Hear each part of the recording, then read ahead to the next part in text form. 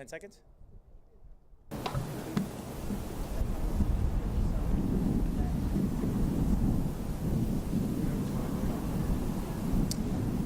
They didn't show. Apologies. Yeah.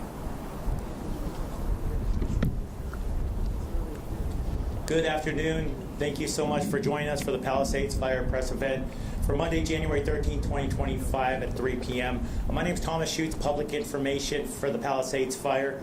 I want to give some quick facts on this incident. We're at 23,713 acres. This fire is 14% contained. And as of today, we have over 5,000 personnel out here, 5,123 personnel working this incident.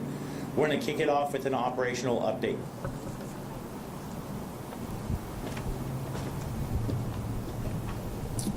Hello, I'm Battalion Chief Christian Litz with LA County Fire, partnered up with CAL FIRE Team 2 with the operations section. We're going to start over here on the top left part of the map where you see Montecito there. This is more of the brush side on the top half of the map. So we have resources in there still isolating and securing the edges, looking for the heat sources deeper inside as far as we can to limit any probability of escape. And we're doing that to protect the town of Montecito, coming around the top to Piuma Canyon, over to Saddle Peak Ridge, and coming around to Tuna Canyon into the Topanga area, and then around the neighborhood of Fernwood, doing the same thing along that whole top edge of the fire. We have resources still scouring the fire's edge, mopping up. That means getting rid of any kind of isolated heat sources that they're finding inside, and as deep as we can to isolate that problem and make sure that we don't have any issues as far as probability of escape. We're limiting as much as we can. Around where we have structures in Fernwood, we do have resources in there, getting behind those structures, again, mopping up any heat that they find, make sure that we don't have any adverse fire effects to those buildings right there to keep them safe. As we come up to Topanga Canyon along the fires again, we're securing that edge, putting in that hand line, and getting deeper in the mop up. Everything's looking a lot less heat in this area as far as everywhere else as well. Topanga, we're looking at Topanga Oaks, Sylvia Park's up there, so we're going around the edge. We still got a lot of work to do in this area right here as far as constructing direct control line. Going direct means we're going right along that fire's edge, securing the edge, mopping it up, getting deeper as we go along that to secure it. Coming up the side, we had a little bit of activity here a couple days ago, what we are calling Division Zulu, as we come back up to Durban Mulholland. It is good. We got retardant painted thick along that edge, nice big line constructed with the hand crews that did a lot of work. So they're just finding, those isolated heat sources to make sure we have very low probability of any escape of this fire. Coming around the top, the Durban Mulholland, coming around to the corner and coming back down into Mandeville Canyon, same story. Resources are still scouring that edge. That's to secure it, and getting behind those structures in Mandeville Canyon, make sure there's nothing that can roll out or do any damage that we don't want done to any structures. And they're working really hard to get as depth as they can in there. Overall, that's the more brush area of the fire. As the top half of the fire, find very little activity in there. We do still have helicopters up there dropping on those heat sources to help the ground crews out. Now coming down into the Riviera area, West Ridge Riviera, bordering Santa Monica and the Pacific Palisades, all along the bottom half of the fire that we see here, going into Topanga Canyon, Temescal Canyon, Las Flores area, and also coming back over to Malibu, same story. Resources are lined up and going all along the PCH, interior to all the structures, up the different roads, all around those structures. They're really concentrating on the structures that are still standing, getting ready any heat sources around it, anything that can cause any damage or get inside those structures and have any unwanted damage that we're thinking about. And then coming around, finishing up back to where you see the black line, that's where the fire butted up against the Franklin fire here on the far left of the map. And it's looking really good. We still have eyes on it. We still have resources in the area. We also have resources in the structure groups, which means they're around the structures building plans. We always plan to keep the fire as small as possible, but we always prepare for something different, especially with the winds coming on. We could have change of the environment for us, so we're preparing to respond to anything new. We have resources identified that could respond quickly and keep new starts small. Thank you. Next up, our incident meteorologist. All right, good afternoon, everybody. Rich Thompson, incident meteorologist with the National Weather Service assigned to the Palisades incident. Last week when this fire ignited, the area was experiencing one of the strongest Santa Ana wind events we've had in recent memory. And those historic Santa Ana winds brought extremely critical fire weather conditions to this area, allowing the fire those first couple of days to grow rapidly and explosively. Since those first couple of days, the fire has still been under the influence of Santa Ana winds, and that influence is going to continue for the next couple of days. In fact, from today through Wednesday, we're expecting moderate to locally strong Santa Ana winds across the fire, and with that, it's going to bring continued critical fire weather conditions to the area. Along with the critically dry brush, because we haven't had any rain here since last April, it's going to bring those critical fire weather conditions to the area, and therefore we have red flag warning that's in effect. That red flag warning is still in effect until 6 p.m. Wednesday evening. So we have expectations of those moderate to strong Santa Ana winds, critical fire weather conditions. That red flag warning is in effect until 6 p.m. Wednesday. Fortunately, by Thursday and continuing into the weekend, things are going to moderate quite dramatically. We get back to actually kind of nice oceanic sea breezes, cooler temperatures, higher humidity. So hopefully we'll get at least a couple days of respite from these Santa Ana winds. But again, the big thing is red flag warning is still in effect for this area until 6 p.m. Wednesday.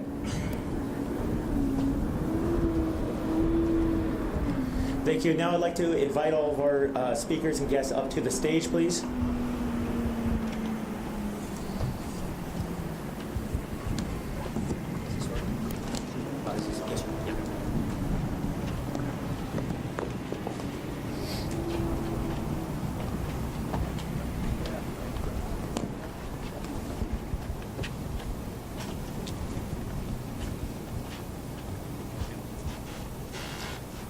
Good afternoon, everybody.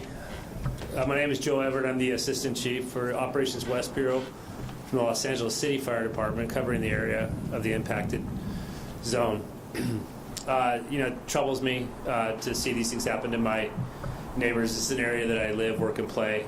All that being said, I have to put my emotions behind me because it's time for me to roll up my sleeves, along with this incredible team I have behind me, to really help with those business continuity and resiliency plans and try to get this place back up on their feet at the best of our abilities.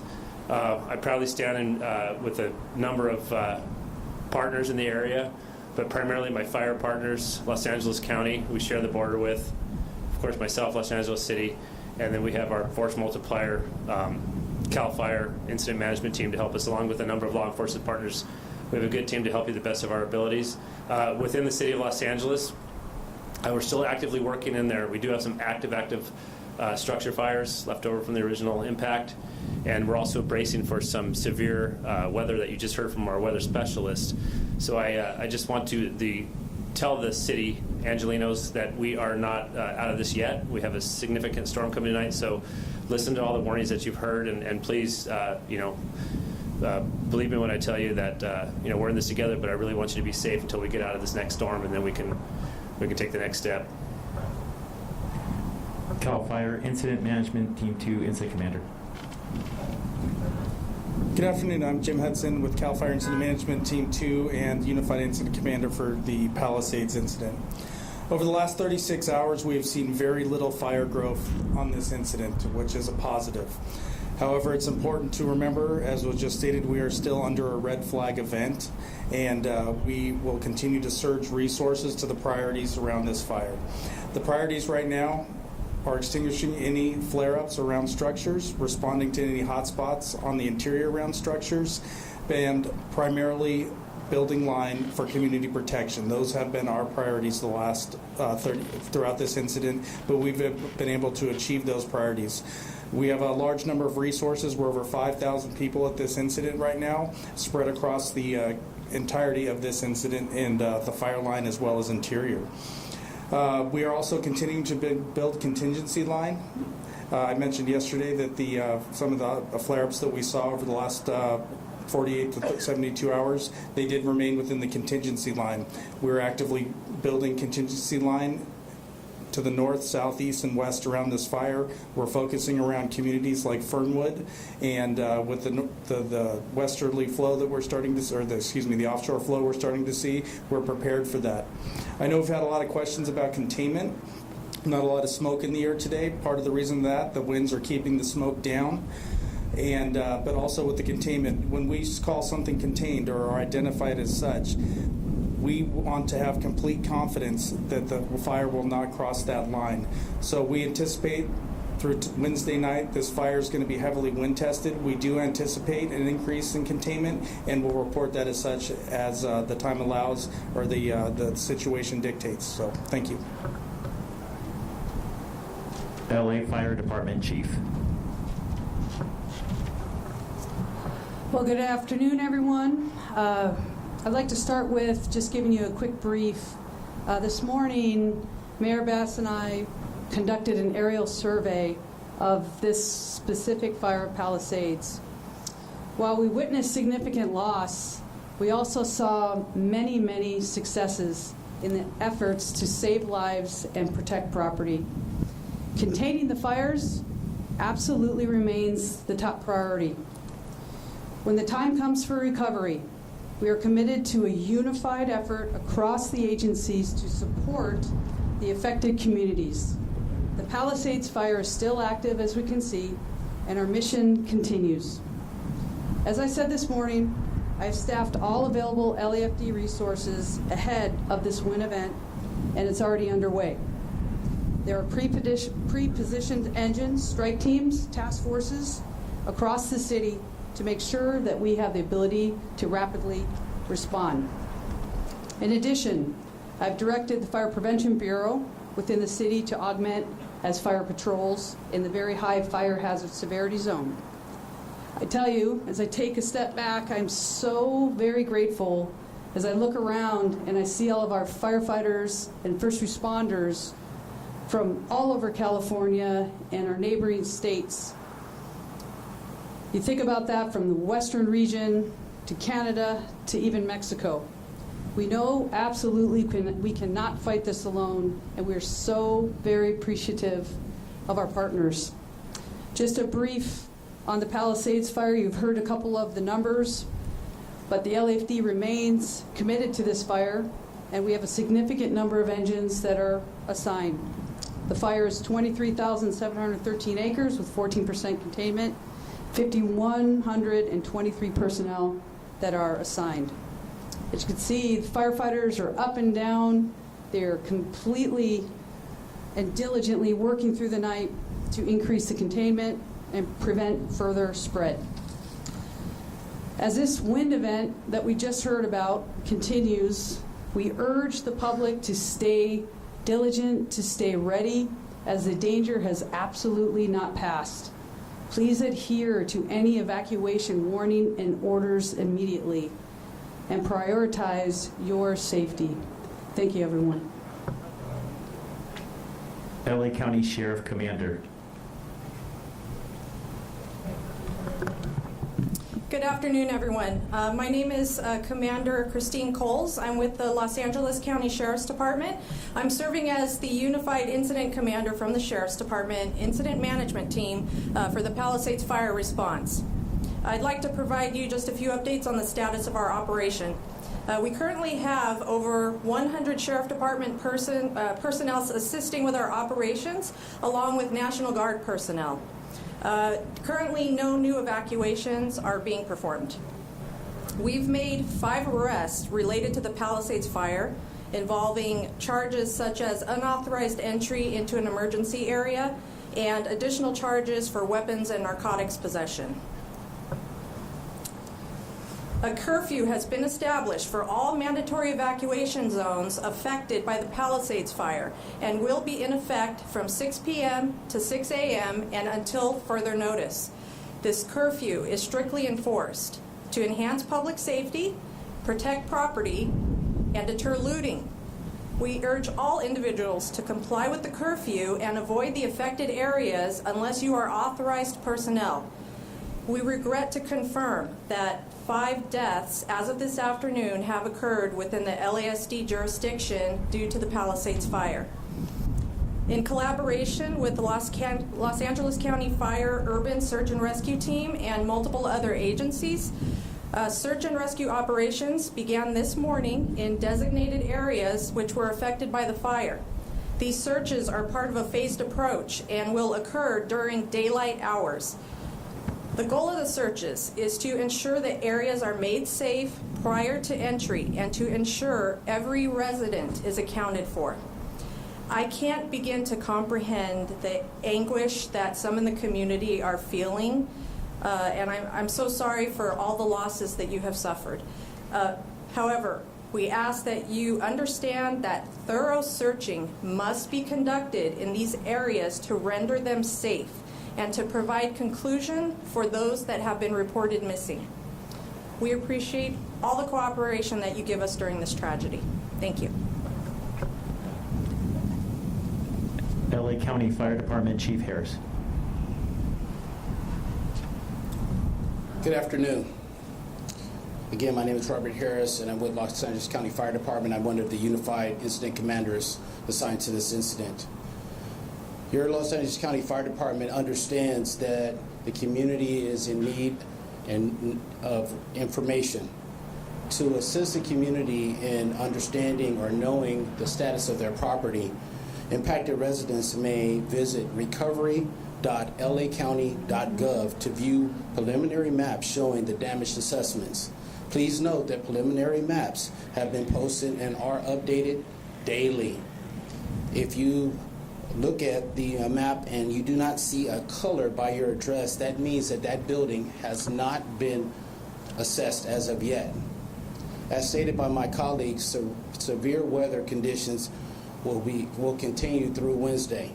Please be assured that the Los Angeles County Fire Department is prepared, and we are anticipating winds and low humidity and low moisture, which will be a threat to the Los Angeles County area, and it will be critical.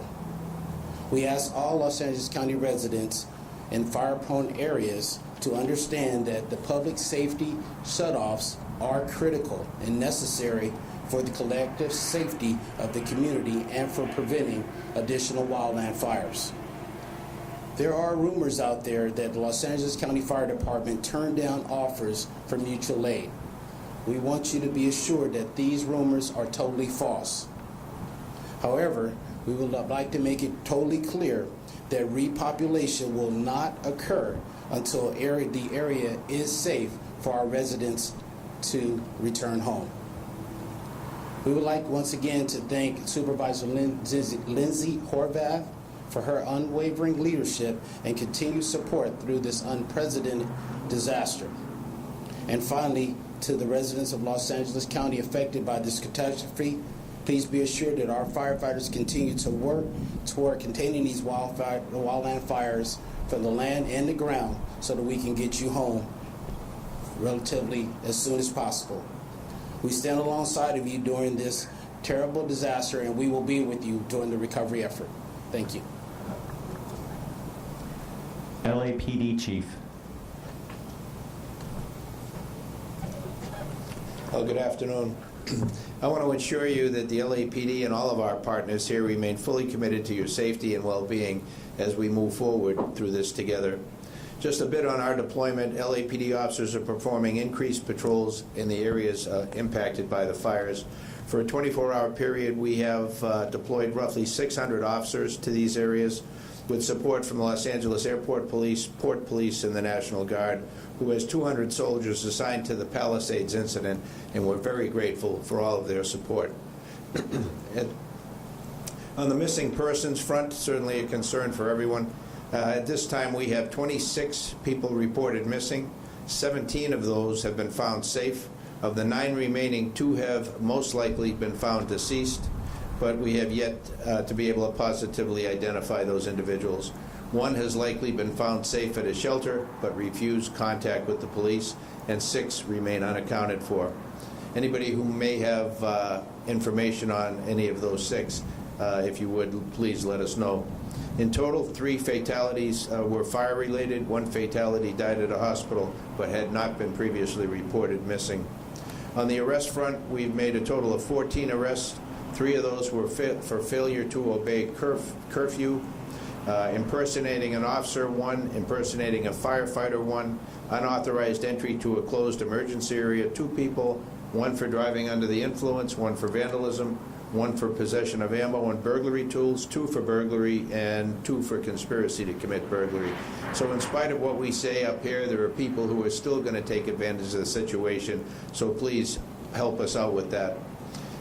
Animal services, on that front, we're sensitive to the fact that in the rush to evacuate, many residents were forced to leave their pets behind. In order to help residents gain access to the pets that were left behind, Animal Services is accepting calls and creating a list for CAL FIRE to assist with facilitating reunification with their pets. That number is 888-452-7381. And Animal Services is deploying 2 animal regulation officers here to the Zuma command post to be able to assist in that and inspect undamaged properties for animals. Again, just a reminder on the curfew, my partner, Commander Coles, mentioned the curfew order will remain in place tonight from 6 p.m. to 6 a.m., and unless you're public safety personnel or other disaster workers, you have no reason to be at these locations. If you are in those areas, as you've heard over and over again, you will be subject to arrest. Enforcing a curfew is an important tool to keep the burn areas and evacuated property secure and to keep looters out. This effort also helps to protect public safety personnel who are operating in darkness in very difficult circumstances. As you heard previously, there's still a threat there from gas lines, electricity down, power lines, not to mention the toxic environment that's been created. So unless you have a real official reason to be there, please stay out. In closing, I just want to reiterate that our department, that all of us standing be here with you today before you, are with you. We're here for you for the duration, not only to ensure your safety, but provide support and resources necessary to recover and ultimately rebuild. I want to ensure the community that we're working tirelessly every day to protect lives, property, and maintain public safety during this critical time. Thank you for your understanding, your patience, and your resilience during this this very, very difficult time for all. Thank you. CAL FIRE Director.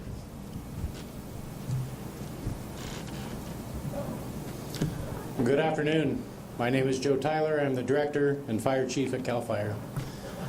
Again, as I said yesterday, my heartfelt thoughts and prayers are with the community and our citizens who are affected by this devastation. And I have the utmost appreciation for our firefighters and our first responders, our law enforcement and military organizations who have come together to support the community.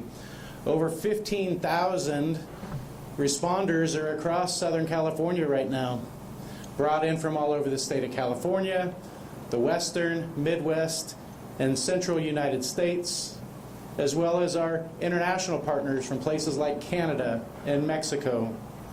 It takes coming together with our local, state, federal, nonprofit, tribal, and international partners to make this all possible. And as we continue to mitigate the hazards that are occurring here at Palisades and mitigating the hazards that are occurring at the Eaton Fire while we're continuing to do damage assessment with multiple damage assessment teams, being able to publish that information as you heard earlier, we recognize that these conditions will change and being able to look ahead. So the other portion of CAL FIRE is our natural resource protection responsibilities. And working together with the Department of Conservation's California Geological Survey and CAL FIRE with our foresters and hydrologists are working together to look at the burned soil severity, looking at the risk factors, and providing a plan that will be supported with our local and county leaders on how we are going to continue to recover and mitigate the next steps of this community. We continue to pre-position resources for this event that we've heard about going through Wednesday night. Throughout the Los Angeles County, greater Los Angeles area, San Bernardino, Riverside, Orange County, San Diego, there are pre-positioned resources across the area. We have moved aircraft to various Southern California airports while we continue to support the Palisades and the Eaton, making sure that they are out of the wind-prone area and are able to get off the ground when needed. We set up a mobilization center. It's sitting in Beaumont, California at Noble Creek Park. For resources to be filled in that mobilization center is a staging area to be able to move them north, south, east, or west. As we continue through this event for the next 2 days through Wednesday evening, we need you to remain vigilant, ready to evacuate, heeding the caution of law enforcement, military, National Guardsmen, your firefighters. Heed their warnings so they can fight fire and not have to focus entirely on rescues. For additional information, as you've heard and you will hear, you can go to a variety of links on websites to find out more information that's available, but from CAL FIRE's perspective specifically, fire.ca.gov, links to all of our local and county official websites. And to prepare yourself better, go to readyforwildfire.org. Thank you. CHP Commissioner. Good afternoon. I'm Sean DeRee. I'm the Commissioner of the California Highway Patrol. Currently, the CHP has over 700 officers that continue to be on tactical alert in the LA region. 248 of those during this 24-hour period are assigned to both the Pacific Palisades and the Eaton Fire. Their general role is general law enforcement support for the Los Angeles County Sheriff's Department, Los Angeles Police Department, looter suppression. Many of them are on traffic control. Just a message, I would ask you to have patience with the officers that are on traffic control. They are not the ones making the decision to deny entry, to not allow people to reoccupy. We're interacting with a lot of members of the community. Emotions are high, and that's being taken out on the officers. During briefing, we're asking our officers to have empathy, to show patience, and we'll ask the community to have some tolerance for the officers as well. The CHP is in this for the long haul, along with all our other state partners, as we mitigate this tragedy. Thank you. Next up, California State Senator Ben Allen. Well, good afternoon, everyone. Ben Allen, representing the wonderful communities of Malibu, Palisades, Hollywood, that have been so impacted by this terrible fire. I just want to thank the incredible first responders who've come from all over the state, indeed all over the West and several of our neighbor countries, heeding the call and are working so hard. And it's because of them that we've made so much progress on defeating this fire. We've been able to roll back evacuation orders in Santa Monica and make incredible progress in Mandeville Canyon and up on the northern portions of the fire. And that's very much due to the selfless and tireless work that they've been engaged in. I've taken several trips into the fire zone. It's devastating. I understand why people are concerned about letting folks back in, given the amount of wires on the ground, asbestos risk, water, gas. A lot of utility work currently underway in the area where they're shutting off all the potential risks. It's going to be a long and arduous process. I brought one of the ranking member of the committee that oversees FEMA in the U.S. Congress there today. We talked about resources for the area, and I certainly hope and expect that our fellow Americans from around the country will step up and help us through federal assistance, just like we do every single time in other parts of the country, as they've had storms and challenges with hurricanes and issues on the Gulf. Senator McGuire came, the leadership of the state Senate. We talked extensively about ways that the state is going to help. We talked also extensively about the rebuilding efforts in some other cities in the state, such as Santa Rosa, which burned down 6 years ago, and it's now been rebuilt. And I think that's a story of inspiration for us as we think about a path moving forward. We're also so happy that the president came to visit some of the fire site and offered 100 responder efforts. And the governor's now stepping up with a major infusion, $2.5 billion just proposed just now to assist with fire recovery efforts here in Los Angeles. He obviously came out with a big announcement on permitting reform yesterday. Our Attorney General and District Attorney are working hard on both looting issues but also price gouging and making sure that people don't take advantage of folks who are vulnerable.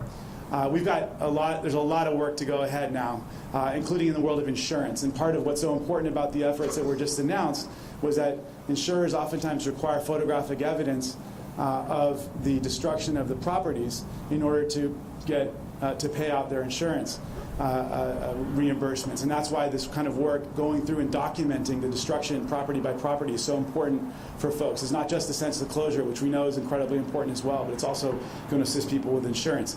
We the insurance commissioner, is actually bringing 2 weekends full of workshops.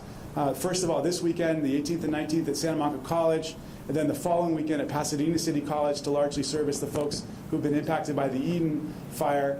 So we're hosting that workshop at SMC this coming weekend, and there are going to be people from private sector insurers, the FAIR Plan. It's going to be a one-stop shop for you to get all of your insurance questions answered in person, so you don't have to be stuck on hold on a line. You can make appointments. You can walk-ins are accepted, but we're certainly encouraging people to make appointments. 800-927-4357. That's 800-927-4357. Again, this has been a devastating few days for our community. I've lost so many of my friends have lost their homes. I was at my synagogue, which is based in the Palisades. On Friday nights, we had a service of healing, and over a third of the congregants there have lost their homes, including both of the rabbis. It's just a very difficult moment for us, and we certainly appreciate all of the people who stepped up to help the victims, both through offering places to stay, the incredible outpouring of donations of all kinds in those recovery centers and the shelters. It's really been a moment of what made me proud to be an Angelino and proud to be an American. So I just want to, again, send out my hope and expectation that our fellow Americans will help us in our time of need through FEMA assistance and other recovery assistance. I can't believe it will be anything other. And I want to just close by saying God bless our firefighters and our first responders who have been working so hard, who have thrown everything they have at this fire, and they're a big part of the reason why we're now on such a track toward success in ending this fire. Thank you, and God bless our firefighters. Next up, United States Senator Adam Schiff. Just want to start off by referring to the remarks of the incident commander, Jim Hudson, who I think said we have seen very little forward progress on the fires in the last 36 hours. That is some very good news that we have all been desperate to hear. If we can say the same about the next 36 hours, we will be indeed fortunate and maybe begin to move into a different phase of this. But the only reason we've made that progress in the last 36 hours is because of the folks that are standing behind me on this stage and literally thousands and thousands of others that are deployed throughout these fire areas. This command center right here, we have 5,000 people operating out of it. It's like a fire army operating from here. So I'm grateful for what the governor and his staff have done to help organize this response. I'm very grateful to CAL FIRE for your leadership in this, to my colleague Alex Padilla, to LA City Fire, LA County Fire, to the police department, the sheriff's office, to the weather service, to FEMA, to SBA, to everybody who's coming together. In the public sector and the private sector, it's been an extraordinary effort. I was at one of the shelters earlier today, seeing what Red Cross volunteers are doing and Salvation Army volunteers are doing. Many of these shelters are being inundated with offers of help from the community, which is just so heartwarming. And talking to some that have lost their homes and lost everything but their lives, it is inspiring to see how strong and resilient they are, how determined they are to rebuild and to bounce back from this. And so there's a lot to be inspired by in this time of trial. There's also a lot to be infuriated by, and I would just say to those of you out there who are looting, adding injury to injury for these people who have lost their homes, there is a special place in hell for you. And if the folks behind me have anything to say about it, there'll be a special place in jail for you too. And I would also add, for anyone, as we've seen in prior disasters, who are looking on this as an opportunity to defraud taxpayers and try to steal money meant for the relief effort, there's a special place in hell for you too, and we are going to go after you. But I'm so grateful for what everyone around here is doing. I want to urge any who are watching in the insurance industry to move with urgency when people are coming to you with their claims, because many can't proceed very far with FEMA until they determine what's covered or not covered. And so we need you to treat all of those affected like the members of your family. Some indeed are members of your family, but we need the insurance industry to move on this with urgency. And I also want to tell people who have applied to FEMA, you may have gotten a quick response that looks like you're not going to get any help from FEMA because you have insurance. You may not qualify for most of FEMA. If you have insurance, you may not qualify for everything, but there may be funds nevertheless that you do qualify for. So read carefully what response you get from FEMA. There are also, in addition to grants that FEMA has, there are low-interest loans that the SBA has to help you rebuild homes and businesses. So there are resources out there. We're going to be trying to bring more resources back. This is going to be an intensive recovery effort. Our first priority right now is to put down the flames, make sure people are safe. And then we need to move with speed to clean up the debris, which, as Senator Allen was pointing out, there are still fires in some of these residential burn areas. There are wires, there are poles down. There is just a huge amount of ash and debris that is unhealthful to be around and breathe for sustained periods. We're going to need to clean all that up. Obviously, we want people to be able to access their personal possessions that still remain. But we need to, when the time comes, we need to move up that cleanup effort and really get to it. As well, the process of rebuilding, I'm glad to hear the governor talk about streamlining the permit process. We can't have this drag out for 10 years. We need to get this done urgently. Let's make this a model on how you can quickly rebuild after a major disaster.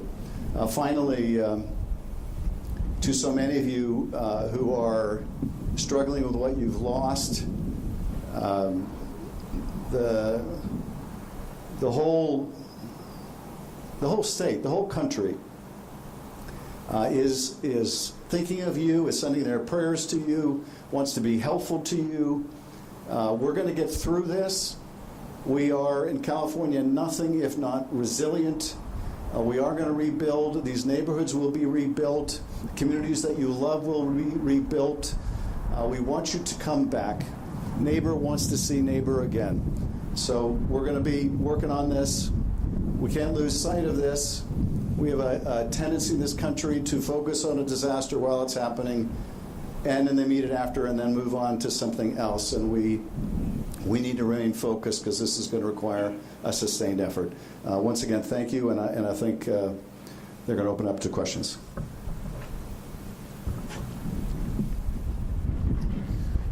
We're incredibly grateful to be joined by our partners from the California National Guard as well. Also, we have our partners from ATF and the Mayor of Beverly Hills. So if you have any questions for anybody on stage, we're going to move into the Q&A portion. My partner, Captain Scott, is out there with a microphone. If you have a question, if you could please raise your hand. He's going to get the question read out loud, and we'll find the best person to answer it. First question's in reference to the fire caused by CNN's Julia Jones. Hi there. Good afternoon. Thank you for answering our questions. My question is about the investigation and one of the hypotheses that was raised in an article by Times about the possibility of this fire that might have started from a fireworks fire near a popular hiking trail near here over New Year's Eve. Could you speak to that hypothesis and whether or not the fire appears at this point to have human causes? Yeah, thank you for that. If they're looking at all possibilities. They can't talk about the investigation while it's ongoing. As you know, they're also looking at the cause and point of origin for all of these fires. So the task force that we mentioned yesterday that's together is being led by the Bureau of Alcohol, Tobacco, and Firearms. They are the best in the business at doing this, working closely with our Major Crimes Division and the Sheriff's Arson and Explosive Section and the FBI as needed as well. So you're not likely to hear anything specific about the questions you're asking now until that comes to a resolution. So I apologize for not being able to be more detailed on that. Second question will be in reference to the death toll by Spectrum 1's Chase Beach. Hi there. Just hoping to get a bit of clarification, maybe from the Sheriff's Department. From my count, it sounds like it's 29 now is the death toll. And also, if you are able to share, it sounded like you said 5 more from the Palisades Fire. If you know the rough location of that would be helpful. Thank you. So the amount of deaths that I reported, which was 5, is only from the Sheriff's Department's area of responsibility. So some of the numbers that are being reported are a combination of the Eaton Fire and the Palisades Fire, and some numbers that you're seeing out there are a combination of the Sheriff's Department and LAPD areas. So only within the Sheriff's Department area of responsibility we have had 5 deaths. The next question is in reference to the spread of the fire, particularly Friday and Saturday by Los Angeles Times. Praise to Haig. I was hoping to get some more details about how you guys were able to successfully contain the fire when it was threatening West Los Angeles as well as the Encino and Tarzana area. How are we able to get that under control, and are you expecting those same areas to be a concern if the winds or when the winds do pick up? As far as the area is concerned, right now the wind is favorable for Tarzana and actually the entire 101 corridor. So with the offshore flow, they are actually burning back towards the coast. It was a very aggressive firefight. I can say that. Multitude of different strategies and tactics used, primarily tactics. We did have a successful day with our aviation assets that day due to the wind, and they were working very hard and building the line with retardant and using the rotor wing or the helicopters to drop water. And that was primarily a direct attack incident. Crews were working right along the fire line, and it was a lot of hard work and a lot of effort that was put into that day. To summarize that, crews were engaged across the whole perimeter there.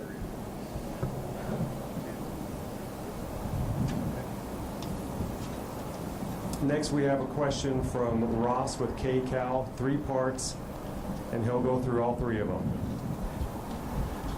Thank you, Chief Crowley. If I may ask you a question from CBS News and KCAL News. First and foremost, our analysis from the numbers that CAL FIRE has given us show up to 5,000 people fighting in this fire. 85% of them are from Southern California, our local heroes, men and women. How are they holding up? That's the first question. So I'll speak specifically from our LAFD members, and please join in. I tell you, our people are resilient. They are working extremely hard. I did have the opportunity to speak directly with our members that are assigned to the local fire stations, where it was initially, they were fighting fire. And I tell you, they stand strong and proud, but I also want to tell you in the community that they feel what the community is feeling. Their community is our community and vice versa. So we visited the fire stations, and our people are fatigued, but they keep showing up, and I'm extremely, extremely, extremely proud of them, and I'm sure that goes across the board with every single entity that is reported to this specific fire. They're incredible. As we go into this period now with wind gusts perhaps as high as 70 miles an hour beginning late tonight and through Wednesday, how have you changed the firefight tactics, and what do you have to say to residents in this area about, is the fire possibly going to whip back up out of control? We're only at 14% containment right now after nearly a week. Right, so I'll speak really high level, and then we can bring in the operational experts in that regard. But when it comes to just the lean forward posture, this is still an active incident, very active incident. We have 5,000 people, individuals who are assigned just to this incident. Mind you, let's talk about all the other incidents that that have already occurred, and we still have to build recovery from that side. That lean forward posture is very, very important. Do not let your guard down. The winds are here. So that's what we need the community to pay attention to specifically. When it comes to the operational side, again, even outside of the Palisades Fire, just be resilient and be mindful about the information that's coming out. Let me ask you what homeowners have been asking us in the areas that have tragically already been burned through. In Palisades, for example, every homeowner wants to know when they can return to their homes. So Angelinos are strong, as you know. They just want it straight. Is it going to be days or weeks or possibly months? What is your best estimate at this time? Right, so I would love to bring in when we talk about repopulation, we have messages over and over again, and I understand the frustration. Number one, the community needs to understand, still active, we are still searching for individuals, families that are missing, family members that are missing. There's an active search.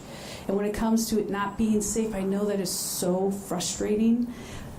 But that's what takes the time. I will tell you and guarantee you that when it is safe to do so, we will allow the population and repopulation in the community to come back in. That is top of mind, but just as important, top of mind is the safety of those individuals as well.